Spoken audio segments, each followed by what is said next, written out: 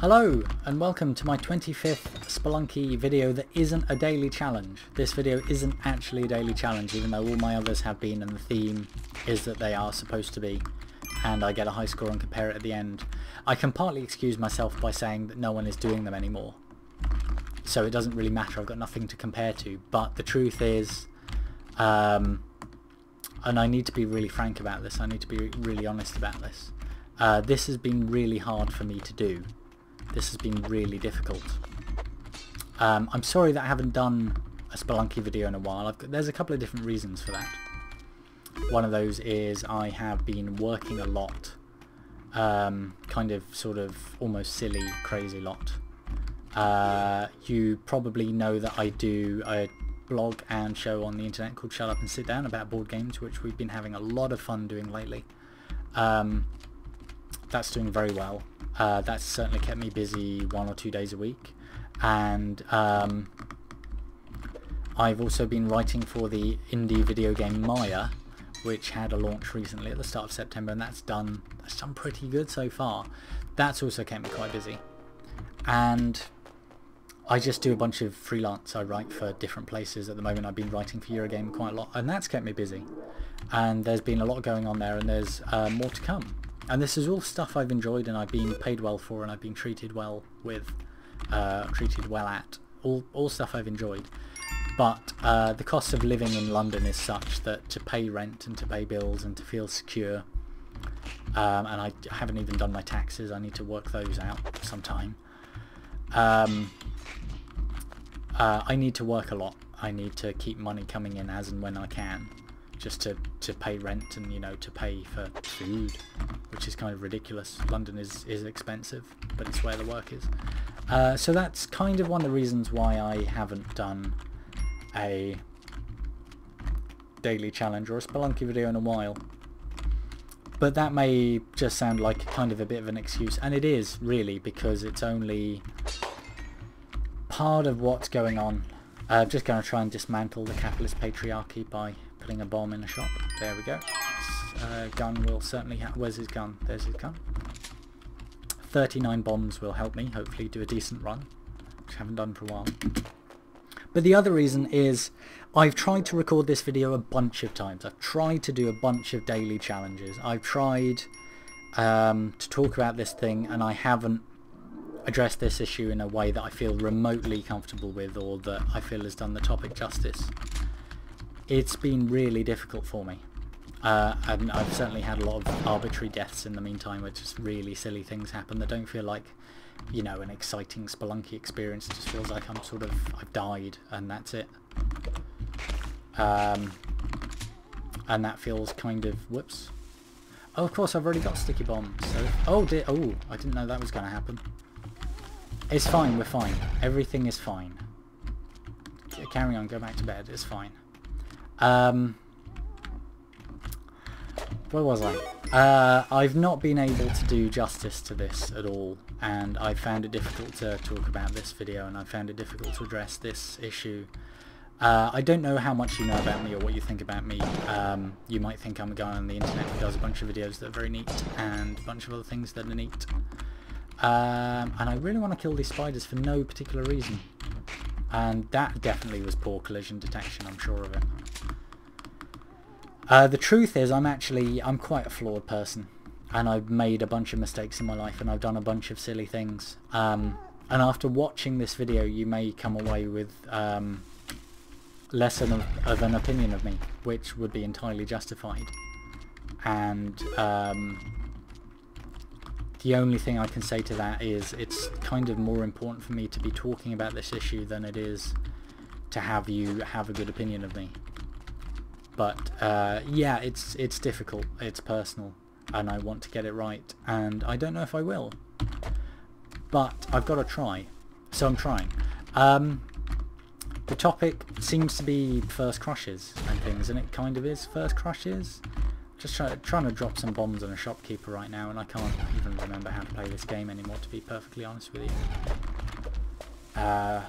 I can't remember my bomb arcs or anything, and that wasn't supposed to happen. That was supposed to land on a shopkeeper. This is a disaster. And he shot the dog. and he's really mad. And the bomb... there we go. I used to be able to do that all the time, first time. First crushes and things like that. Basically ladies, and who doesn't like ladies? Probably people who like guys, or don't like anyone. All of which is perfectly acceptable by me, because quite frankly, if you're judged by who you're attracted to, then you're hanging around with the wrong kind of people.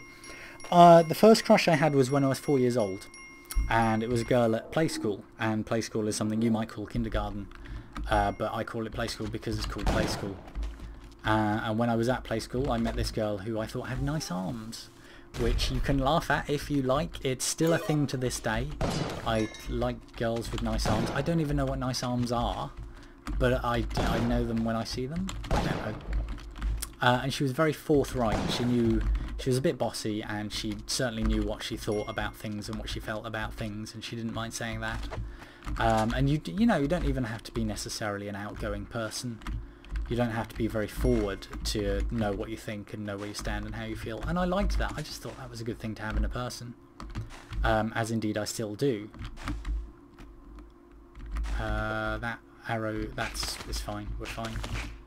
Everything's fine. Let's see what happens when I explode some stuff. And I just thought those were good qualities to have in someone, and I remember being in a choir with her, and I remember also being in a play with her where I was a tree. And that seems to be quite a universal experience, where we've all been in a play where we were something a bit rubbish, and I was a tree. I can't remember what she was. I thought she was great. She thought I was slightly annoying, which is fair because I am slightly annoying. So certainly also no change there in the many years that have passed. In the 29 years that have passed since that moment. And I thought she was neat. I had my first girlfriend when I was 6, who was a girl who I played a lot of games with and generally had a lot of fun with, and I think that's a really important thing to have in a partner, is someone who you can play with and have fun with. And I'm still surprised how often that doesn't come up, or how often that's not a criteria for a lot of people. And I shouldn't judge. I mean, you like what you like and you want what you want, but it's massively important to me to be able to enjoy myself with someone, to sort of relax and have fun with them and drop bombs on them. And I thought she was great. We liked the same TV shows, we liked the same games, and we just enjoyed spending time together. I had to kiss her to prove that she was my girlfriend in front of some people, which was terrifying, but worth doing, because when you like someone, sometimes it's worth doing things that are scary, and often it's only worth doing things that are scary, because otherwise you end up, I don't know, you make all the easy choices, and that's not the same. That's what I wanted to do. Let's find a key and do well at the game. Let's lure a ghost up here. Come on.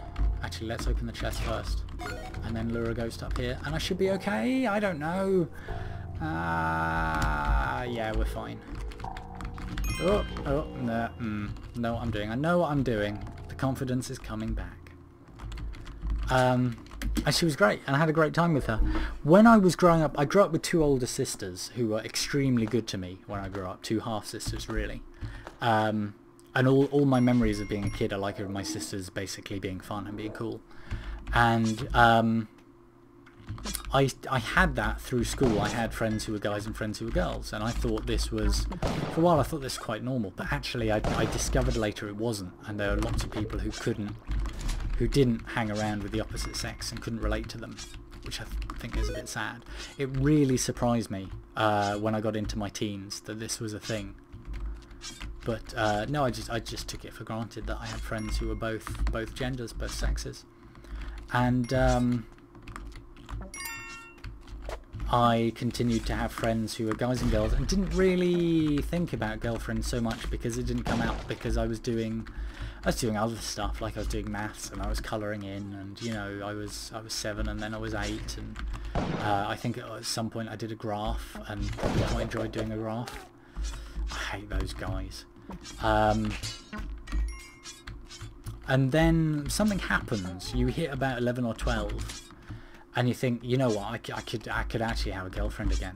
You know, I'm 11 or 12. I'm 11 and or 12. Let's have a girlfriend. You know, what should we, you know, what's the problem with that? We can have a girlfriend, and you know, other people are having them. Let's have a girlfriend or boyfriend, and that'd be nice. And the thing was, and here's the thing. Okay, so here's the thing. I still had lots of friends who were guys and girls, and I still got on well with guys and girls. And I had a very close friend, possibly my best friend for a while was a girl, and a lot of my best friends were girls. And it was great, and I liked that. But something happened where I became really, really bad at talking to girls in that particular context. I became really bad at the girlfriend thing. I don't, in real life I do swear. I don't swear very much when I'm doing these videos or when I'm trying to do something that's broadcasty. I swear less, but in real life I swear. And I'm going to swear now because it's effective for what I want to say, which is, it's not that I was bad at this kind of thing. I was utterly shit. I was unforgivably, tragically bad at, maybe unforgivably is being mean to my young self, but I was a disaster. You know, it's just, it was kind of a lack of empathy and a mix of desperation and all the stuff that I was good at. I lost the ability to be good at around girls, around the girls that I liked. And in all fairness, there were some other girls who liked me who I should have gone out with and didn't, who are brilliant, but I had poor choice. I just made poor decisions about which girls that I liked and I wanted to like and didn't want to like, and you know, I regret that now, but at the time I thought I didn't think much about it. But no, I was, think of a really bad word, and I was that word. I was awful in a way that is so funny that it goes around the circle of not being funny to funny again. I could just keep saying this for a while, but I don't think I've got across how bad I was. And I don't really have anyone else to blame but myself for just, you know, saying very uncool things to people and having very uncool attitudes.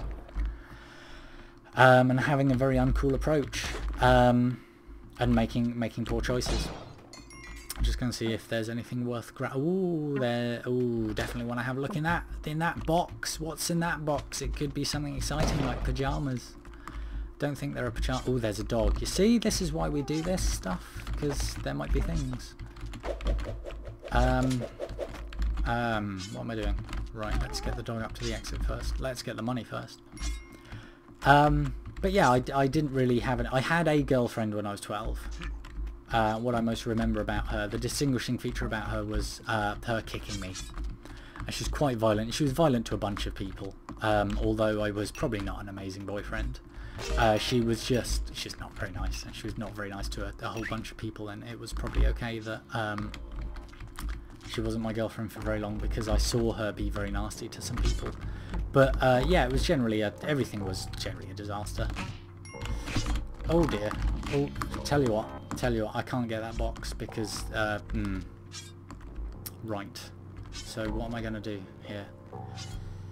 It's fine, we're fine, everything's fine. So what I then did was nothing, except to be honest, feel pretty crappy about myself a lot of the time. I felt pretty redundant or unwanted. I've definitely lost my shotgun. I need to go and get that shotgun for going into the market where I'm going to have a terrible time with dudes with who also have guns. And yeah, I felt pretty worthless and I felt pretty unwanted, to be quite honest with you, which was not really the right attitude to have. If people don't want to go out with you, it doesn't necessarily mean there's anything wrong with you, it's that they just don't want to go out with you. And if you're making the wrong choices and actually a really nice girl does want to go out with you, but you think no, then just be silly. But what I want to get onto, which is kind of the crux of what I want to talk about, so hopefully I'm not going to die in this market, is when I was 14, I met a girl, and I thought this girl was amazing. And this had never happened before.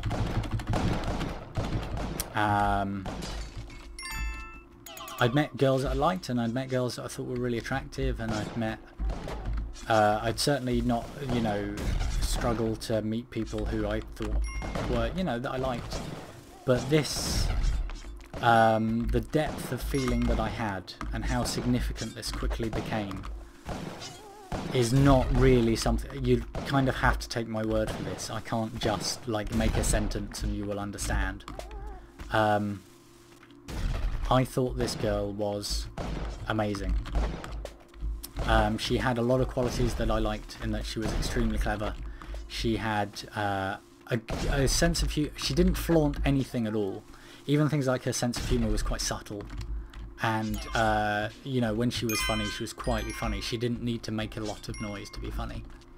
She didn't need to be brash or loud or whatever. Have I just killed a supporting, helping dude, or have I... It doesn't really matter.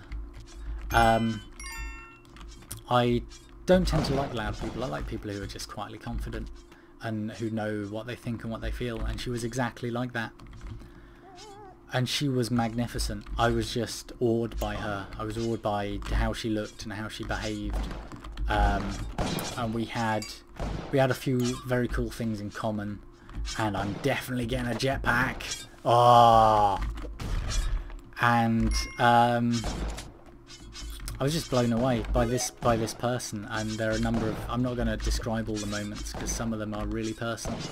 But there are a number of moments I had where I just almost unbelievably memorable moments that I will carry in my mind forever, where she really impressed me, or where we had a particular moment together, or we did something together that I really enjoyed, and I still remember her a lot, and I still think about her a lot. But here's the thing, she wasn't really all that interested in me. She wasn't really all that interested in boys generally, or not at first, and I was unable to cope with the feelings that I had. I didn't know sort of what to do with them or how to articulate them, and this manifested itself in a lot of ways that were not good and that were not appropriate, and that I'm quite ashamed of. I talked to her a lot, and I tried to spend a lot of time with her, and I definitely tried to convince her that I would be a really good boyfriend, which is quite an egregious, if I think that's the word I'm looking for, lack of respect for how she felt. Like, she's not interested in me, she's not interested in me, or maybe if I'm nice to her, she'll be more interested in me. But I wasn't really so much being nice as just being persistent, and that's quite a different thing to being nice. So what I did to this girl, for a shameful, absolutely shameful period of time, which is basically 4 years, is I liked her a lot, and I tried to spend time with her and her friends, and tried to talk with her a lot, and tried to turn up in places where she was and remind her of all the things that were cool about me and why she might want to spend time with me, and, you know, look how neat I am, which probably sounds, I mean, you know, agree with me, you've got to agree with me here, sounds massively tiring, and probably was massively tiring to her. It's not a remotely cool thing to do. It's not a good thing to do, is talk to her too much and spend too much time with her, and bother her too much. But I didn't know what else to do. I didn't know how to handle how I felt, so I tried to find ways to talk to her. I tried to find ways that were acceptable to her to spend time with her. And then when she was not comfortable, or when she very diplomatically said, could you not do that so much? Or, you know, I don't really want to talk to you today, or you know, why are you here again? Or what do you want now? Why are you so annoying? Yeah, I didn't pay nearly enough attention to those things, and my response to that was to either feel like upset and rejected, like it was very mean for her to do that. I mean, alright, give me some slack here, I'm talking about myself, 14, 15, 16. Or I just tried to find different approaches, and none of those were the right thing to do. None of those were the right thing to do at all. And as you could probably guess, nothing really happened, nothing really worked out, apart from that she got a bit annoyed sometimes for reasons that, you know, pretty valid reasons. And I can't compress a long period of time like that very easily. I just can't. So I'll have to kind of summarise and say a number of things obviously happened to me at that age. A number of things happened to me in my life. I didn't do so well academically. I became a bit of a I don't know if I became a problem student, but I went from being a really good student to being a really bad one, for a number of reasons. One of those being that I wasn't used to working hard, and I was in all the top classes at school because I'd always done well academically, without trying, and when I actually had to try, I wasn't so good. And I was, if you imagine a scale that is sort of a bit of a dick scale, I was at a number of points along the bit of a dick scale during that time in my life. And I was very lucky that I had some of the friends that I had, and I had some of the experiences that I had, because it could have been a lot tougher for me, and it would probably be more of a pain in the arse for a number of other people as well. I went out with a girl who was not at all appropriate for me, and I don't know, I'd had a few other experiences, but I continued to really like this girl and really struggle with how I felt about this, and really not respect how she felt about it, which is obviously hugely important.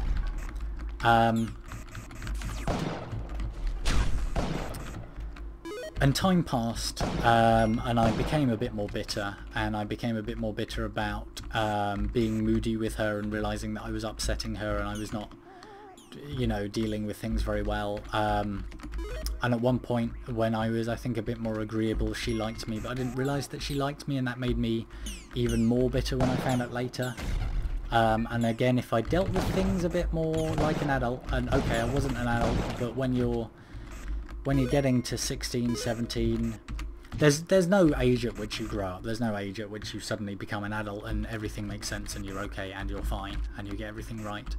But at any age you can try and aspire to be better and deal with things better. And I didn't do that enough. But she eventually started going out with a guy who was quite nice to her, and who was just a bit more decent, and who bought her some flowers at some point. She was really impressed. She bought him flowers, and I was very jealous because I thought, well, you know, I could have done that. I've done loads of things. I could have bought flowers. That's not a big deal. Why does she like him so much? Whereas obviously she liked him so much for all kinds of reasons, all of which are valid and fine. And that made me a bit more... Right, that was a very slippery shotgun. I tell you what, I'm really alright, we may as well use a bomb here, just to free the thing. I'm not too happy about losing the shotgun, I'll be quite frank with you there. That's not part of my broader plan for Spelunky success. Oh dear. Anything else on this level I might want? Like another shotgun? But she was going out with this guy for a while, and they got along well, and they're probably quite a good match. And he was also, as I remember, he was quiet and quite decent and quite friendly, and probably realised that there was a thing with me. But he was always very nice to me, and he was always very decent to me, which is something I realise now more in retrospect. He probably, you know, he was aware that there was something going on, where I probably was this jealous, vindictive jerk, and his response to me was just to be quite polite, which is the best thing you can do. And school ends. You know, I'm 18 years old, and sixth form in Britain ends, and we have a sixth form ball. We have a prom, and we go, and she goes with a boyfriend, and I don't go with anyone because I'm not very good at sort of asking people to proms. In a way that is kind of a little bit funny. I suppose now it's a little bit funny. And she goes with him.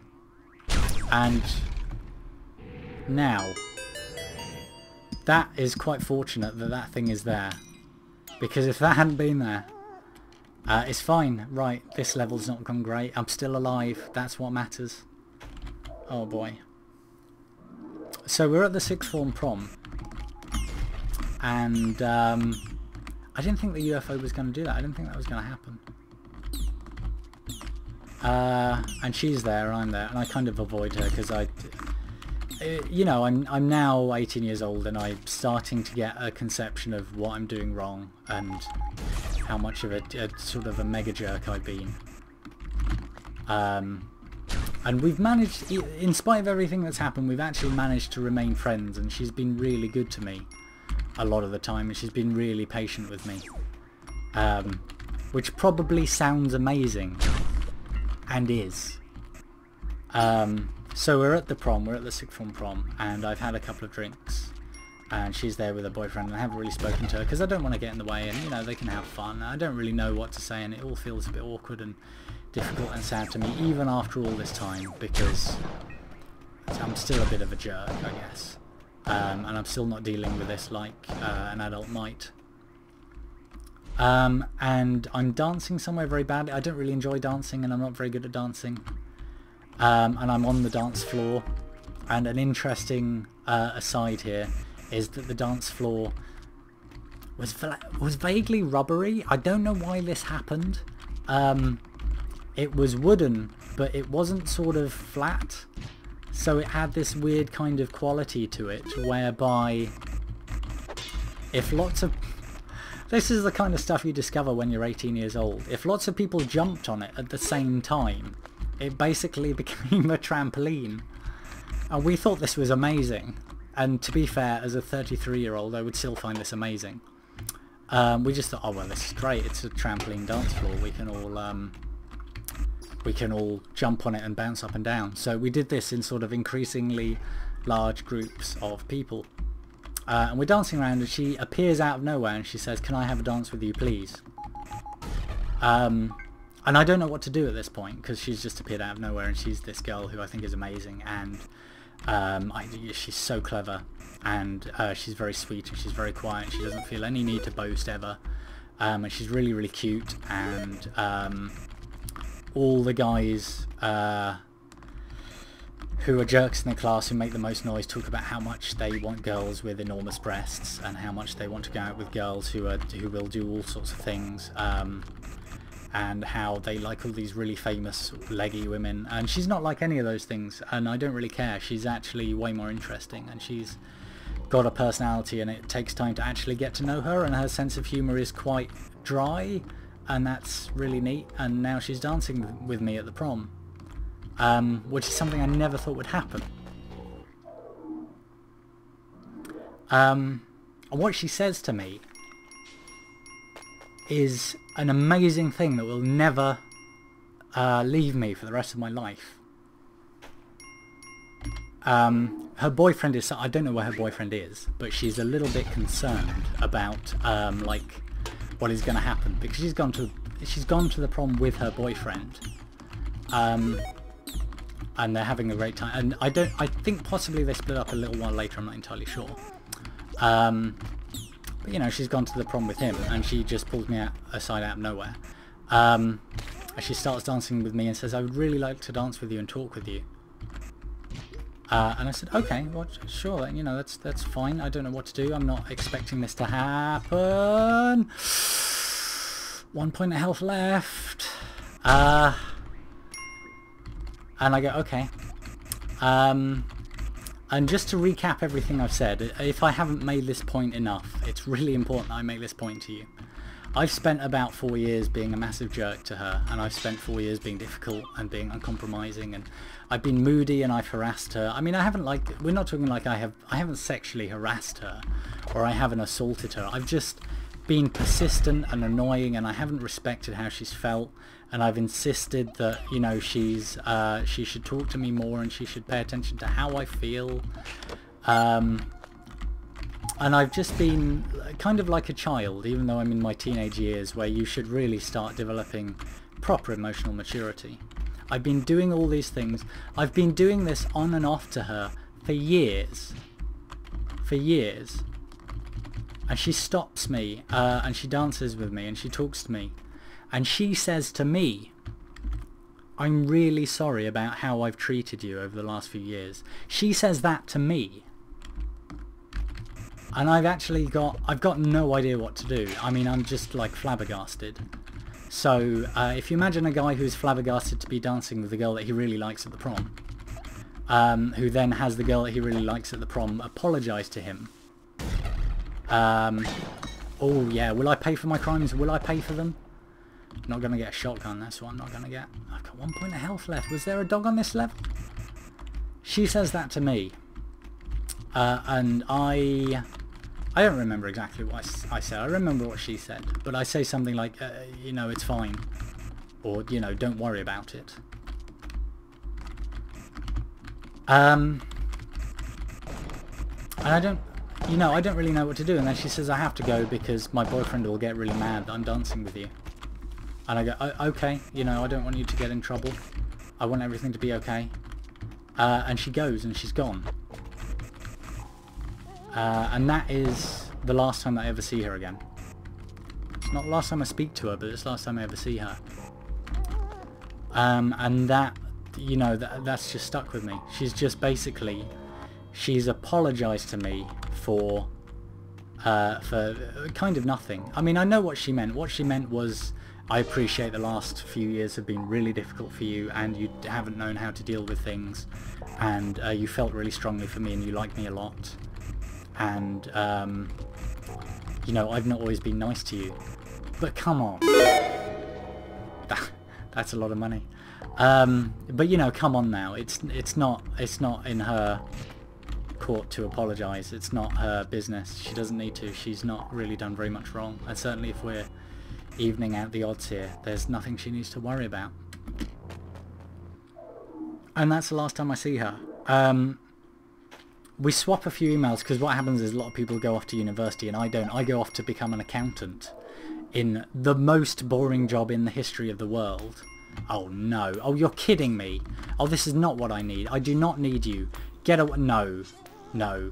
No, no, no, no, no, no, no, no, no, no, no, no, no, no. He's not even exploded. He's not even exploded.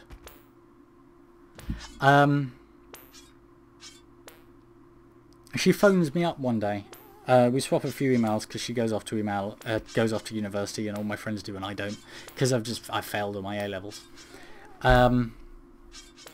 She phones me out the blue, and this is a theme, I guess. This is a theme now, even though I'm 33 years old. Someone I really like says something to me and I have no idea what to do. She phones me up and she says, it's your soulmate, as a joke, and I don't know who this is. And what's happened is she's had an argument with her boyfriend at university, and she didn't say this at the time, but I know this now. She didn't like have anyone to talk to about it, so she phoned me and we chatted for a while, and I asked her how she was and what she was up to. And that was the last time I ever spoke to her again. And I didn't really... It was a lack of empathy again. It was I didn't quite understand what was happening at the time, or what she meant, or what she wanted. And I realise now that, you know, she wanted that company of talking to someone that she'd had a bit of an emotional connection with, and she felt like she could talk to me and connect with me more. And she just, I don't know, she wanted to talk to me then. She chose me to phone after she'd had a terrible argument with her boyfriend. And I was a bit clueless. And even then, when she spoke to me, she was extremely kind and patient, which are all things that I still remember about her, like even now.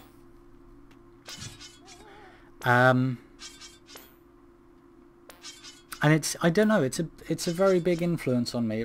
It's a heck of a thing where you treat someone that way for that long, and they respond to you with a lot of patience and kindness in the end, and you come away with it. I mean, she had absolutely no need to behave that way towards me. She had no need to talk to me that way, or give me the time and the patience that she did, and the respect that she continued to give me, especially as we got older. And to speak to me the way that she did, it's just, she didn't have to do any of those things. And it's partly a testament for people's patience, and partly a testament for, hey, look, I'm not top of a table. I thought there'd be a high score table, but of course there isn't, because it's not a daily challenge. That's not even my highest score. Basically, I've died and I've got somewhere. It's a testament to patience, which is a heck of a skill to have, and I'm really impressed with a lot of people who have patience, because I never feel like I have enough. But it's also indicative of something else, which is, and this is a really important thing that I'm very briefly going to touch on. No, I'm not. I'll start another game, and we'll see how long I go for. Sorry, I'm grinning too much now. This is ridiculous. There's something kind of darker in what happened, sadly, even though I think this is a really touching thing that happened, and you know, this makes this person memorable to me for the rest of my life. I think it's also partly indicative of what women have to go through and what women have to suffer in life. She was extremely patient with me in a way that I think a lot of women are just conditioned to be patient with men, and are conditioned to expect men to be difficult and demanding and inappropriate with their attentions and behaviours. And I think it very much shows, I don't know, an attitude and an acceptance that a lot of women shouldn't have to have, but do, towards a society where men treat them in that way. A society where men turn up with expectations, and I suppose expectations that are partly conditioned by the gender roles they're supposed to fulfill, and the gender roles that women are supposed to fulfill, which I find kind of tiresome and frustrating. Certainly when people have had expectations of me based on my gender, I found those somewhere between frustrating and annoying, and swearing again, fucking maddening. You know, to the point of being disgusting. I don't believe that my being born a guy means that I'm supposed to do really anything that a woman is or isn't supposed to do, or that I'm supposed to. I just find that, I found that annoying ever since I was a tiny kid, because I think it's more up to me what I choose to do. Fortunately, being a guy, I have to worry about that thing a lot less. Women have to worry about it a lot more, and women have to suffer a lot of expectation a lot more, and I think women are put on the back foot a lot more. I don't think I could actually be a woman. I think it would drive me nuts to try and be a lady, because of the way that people would treat me, the way they would talk to me, the way the experience that I describe inflicting on this poor girl is, I bet any women watching have had that happen to them one or more times at least. And they've probably had to deal with it diplomatically as well. And the guy has probably not acknowledged that they've been dealing with it diplomatically. I think it's probably quite a universal experience for girls. And I find that really sad and really demoralising. And I feel very guilty that I was part of that, that I inflicted that upon somebody. I hope I haven't inflicted it on anybody since. I certainly am not a perfect feminist, and I've certainly made a bunch of very silly mistakes in my life. And probably continue to. which is something I'm not very proud of, but it's something I have to kind of face up to. Gender relationships generally make me feel fairly uncomfortable. I find myself in situations where, and this has happened to me loads of times, where I feel like I need to double check things sometimes with women, where I don't know always if a woman is okay with something, or is being okay with something to try and not kick up a fuss. Because it's easier that way, or because she feels she's expected to behave that way, or because other people are a pain in the arse to her if she doesn't behave that way. I mean, I've talked about feminism before, I've talked about how I feel before. I feel society is fundamentally unfair to women and mean to them in a way that makes me fairly sad sometimes. So this is obviously why it's difficult for me to tell a story where I have been a jerk to someone for a portion of my life. There's no getting around that either. If there's anything that hopefully mitigates that, is that I never did anything like that since, and meeting this person and having her behave this way and having her say those last things to me made such a difference, made such an influence upon me, or had such an influence upon me. And I can't get that thing to explode because I'm not throwing the key correctly. Maybe if I do... Oh, nearly hit myself on the head and didn't even get any money for it. It's tough when you're a spelunker. Life is tough.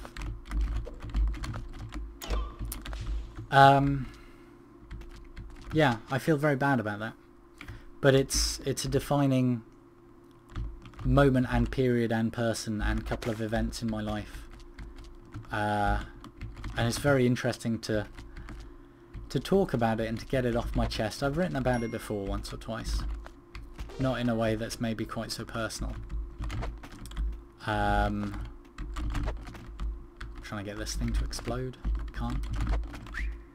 can't get things to explode, and in the game. You know what, if you think I'm silly, that's fine. Certainly for hitting myself in the face with a chest. Because I have used the medium of a Spelunky video that isn't a daily challenge, where I've played twice and died twice, once from brain damage, to talk about this issue. If you think I'm silly, that's fine. I'd like to hope that you've maybe got something out of this video. I was right when I started. It's been really difficult for me, and it's actually been really emotional for me to tell this story. But if it gives you, I don't know, an idea of another perspective, if it tells you a story that you can relate to, perhaps as a woman in that story or as a guy in that story, I hope it makes a difference to you, and I hope it does something for you. When I started recording this video, the first time I started recording this video, every time I started recording this video, I had a bunch of stuff that I felt like, if I get this out in the right order, it'll make sense, it'll explain things. I don't really know if I feel like I've done that justice. I haven't done anything that I've done in any of these Spelunky videos justice, because it's hard to play a difficult game and talk about something that matters to you, especially something that really, really matters. But I don't know what else to say. I had to get this out. I had to get this out, and I had to get at least one thing of the many things that are rolling around in my mind out this week. I hope you've enjoyed watching this. I hope you got something out of it. I hope you do actually come away thinking of me as an imperfect person who learnt from something and changed, because that's really important. And I think particularly in terms of attitudes to feminism and the way the world treats women, guys have to learn, have to see things and learn and use their empathy and change. But I hope you don't think too badly of me. I am just rambling now, and I've played Spelunky twice. I don't know how long this footage is going to be. It's going to take ages to upload. I'm going to set it uploading now. And I might make another Let's Play Daily Challenge Something video soon about another thing that's been a big influence on me, which is America, which will be nicer. And I will be more coherent and composed. And I hope you enjoy that. And I'm just, the words don't stop. They're just coming. I'd better go. Bye.